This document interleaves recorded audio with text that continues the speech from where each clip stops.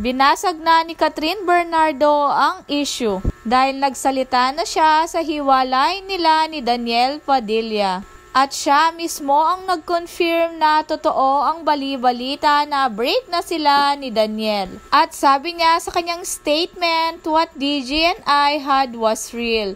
It was never for show. We were together not because of cameras, not because of fans, not because of the money that comes with a successful love team. We are genuinely in love. We were genuinely in love. We grow up together, dream together, and so many of those dreams becomes a reality. Still together, that almost of my life that I would never regret and would never trade for anything in the world. These are 11 years that brought me joy, adventure, and feeling of being home. Years that taught me the real meaning of unconditional love and friendship. He knew me more than anyone else. He was my first boyfriend. It was my comfort zone. At narito ang huling mensahe ni Catherine sa mga fans.